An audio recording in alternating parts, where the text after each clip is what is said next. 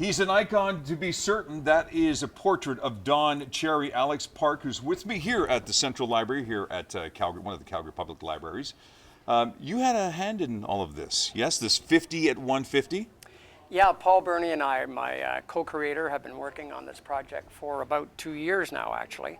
And we've been choosing individuals that we think are really representative of Canadian icons. Some of those folks have some very positive history with our country, Yes. some of them not so much a positive history. But as an example, someone like Don Cherry that you've just talked about, everyone knows who he is.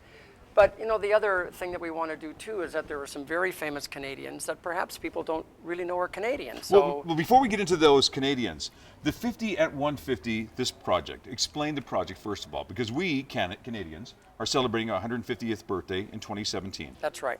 And our project is to create really 50 iconic images for that celebration that look at all aspects of Canadian life, whether they are political folks, sports folks, business people, people from the arts, people that are recognizable. But in some cases, it might be people that people look and say, I didn't know they were Canadian. Yeah, That's incredible. I'm really surprised to know that that person is Canadian.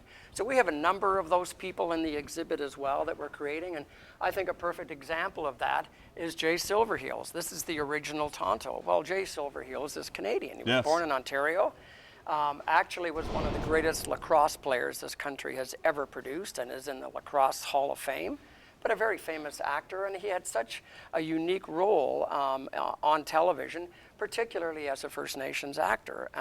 And he has a whole other backstory about helping young actors in Hollywood learn how to act in films that who were First Nations actors. One thing you've also done, sorry Alex, you've Yeah. also paired certain athletes together. Yeah. And one example is directly in front of us here. This Yeah. is Ben Johnson, who you paired with Terry Fox. Yeah. What's the idea behind the pairing? And then we'll get into the controversy about this particular exhibit. Well, these are two men who made a choice in life, and those choices were to run for the glory of Canada.